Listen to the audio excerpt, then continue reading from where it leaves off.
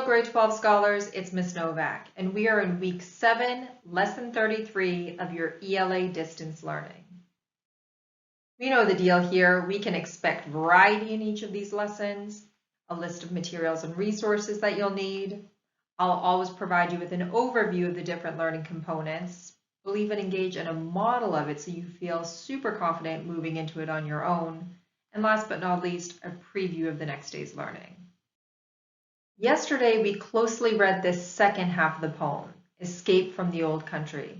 Today, we'll review our notes from the entire week, and we'll determine the theme of the poem before making a connection to the unit's essential question. There's a lot to handle today.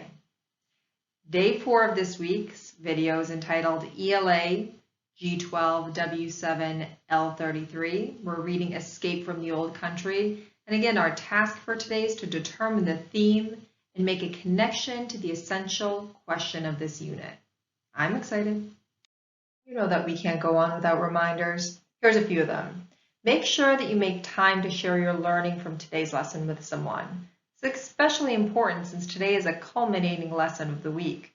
Next, engage in weekly fluency practice. And last but not least, make time for yourself and for your reading. And document your activity in your reading log. Pictogram time. Did I ever tell you how difficult these are for me? I'm going to reveal that they are. Take 15 seconds or more, pause the video if you need to, and look at this image. Think about what types of words and phrases this image makes you think of. It's a really tricky one. We'll reveal the answer in the next slide. And the answer is once in a blue moon. See that word once inside of the word moon, which is blue. I haven't heard this expression in quite some time, so I'm very happy that it's brought back inside of this pictogram. Once in a blue moon, meaning that it hardly ever happens. Try using it this week or this weekend. Don't you love having all your materials at your fingertips, right inside of your little workstation? Hopefully you've set one up for yourself. I'm constantly guarding mine, making sure that no one touches anything and messes anything up. Anyways, your lesson for today, lesson 33, is on page 101. Note catcher's on page 102. The text still is on page 94. It didn't run away anywhere. And make sure that you have a pencil or pen to write with. And of course, world champion highlighter here. Make sure you have a highlighter, something to make your annotation efforts really stick. This slide means so much to us today. I'll tell you why. It is a culminating lesson, and we're actually going to be connecting our learning to the unit's essential question. We're still studying Escape from the Old Country by Adrian Sue. The essential question is, what does it mean to call a place home?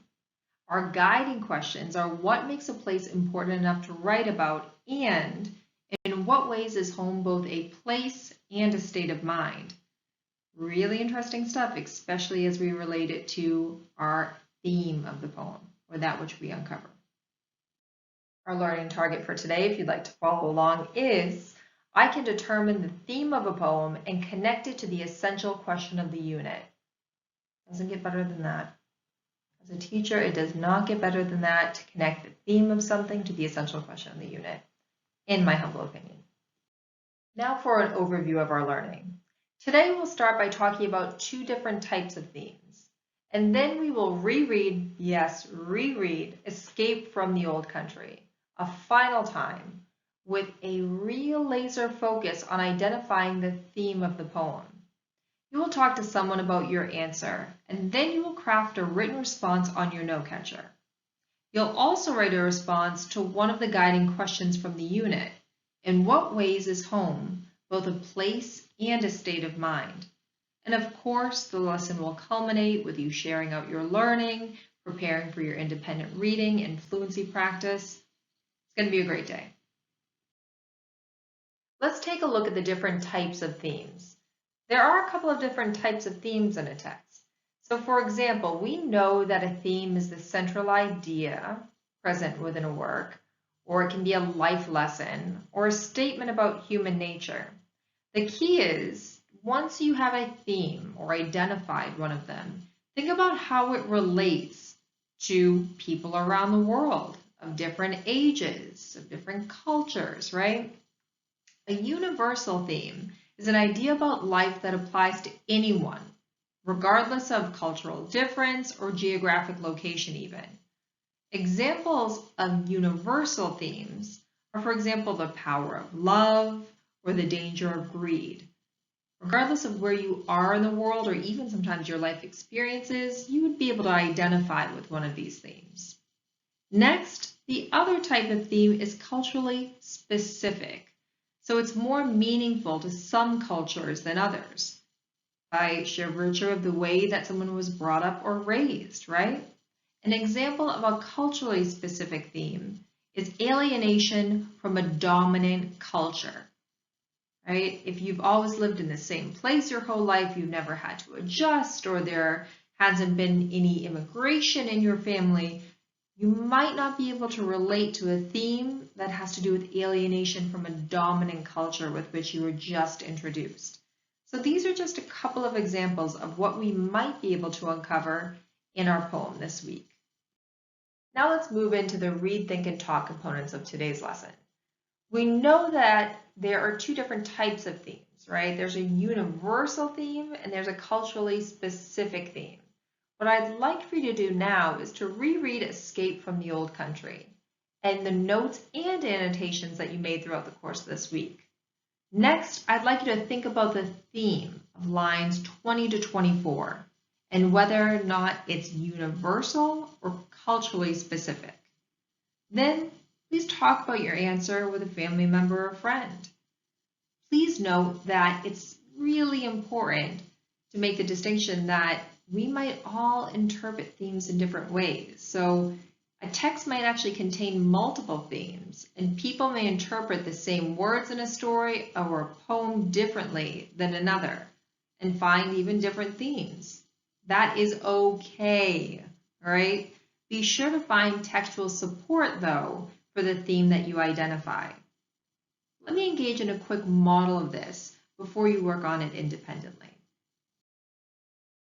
In this model, I'm going to choose to focus on a different part of the poem, since it's important for you to exercise a skill specifically for lines 20 to 24. So I'm going to turn back to some earlier lines. Previously in my annotations, I had underlined a few lines from the previous reading. In the first few lines of the poem, the author talks about how she never had to make the journey over to the United States from China because she was born here. Rather, her parents were the ones who made that voyage. However, in line 17, it says, "Yet the land occupies the person," I get from here that even though she herself wasn't born in China, she still feels very Chinese. And one way to describe this theme would be strength of ancestry. Her Chinese heritage was inherited from her ancestors and will always be a part of her.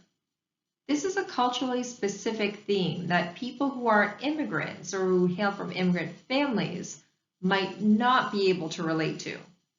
You see how I strung together different ideas? I went back to my notes and annotations, and I was able to compartmentalize that theme into one of those categories, universal or culturally specific. Mine just happened to be culturally specific. Take some time to engage in this process on your own now. Once you've done your close reading and thought about the theme and talked with someone about it, it's time to write your thoughts on the top of your note catcher.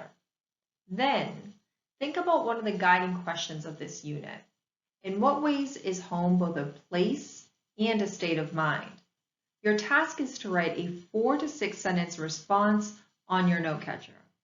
Feel free to vary in evidence from the text in your response.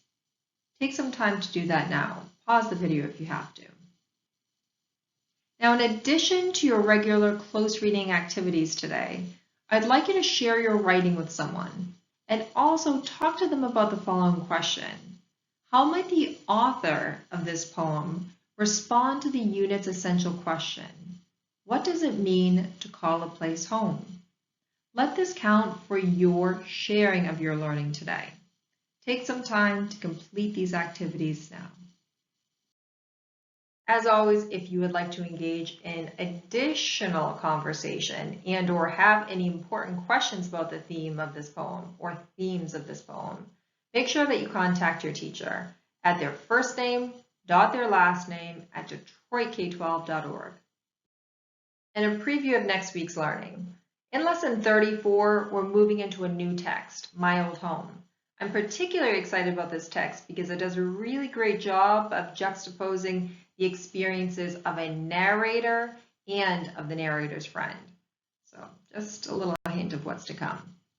The learning target for Monday is I can define key vocabulary and use my background knowledge to answer questions. Let's get ready for it. Thank you so much for learning with me today. You know that we can't end a week, end a day, end a lesson without saying goodbye with a few quick reminders. The first one is to not forget to talk about your learning with someone. I might even reread the poem out loud to someone new. Talk about the themes present, and then dive into a little side conversation about cultural identity. Make it interesting for yourself, and for them, for that matter. Next, make sure that you're reading for 20 minutes and documenting your activity inside of your reading log. And of course, fluency practice. We engaged with a poem this week, so it might have felt a little bit different than weeks prior, but still very important. We'll see you next week for lesson 34 and week 8.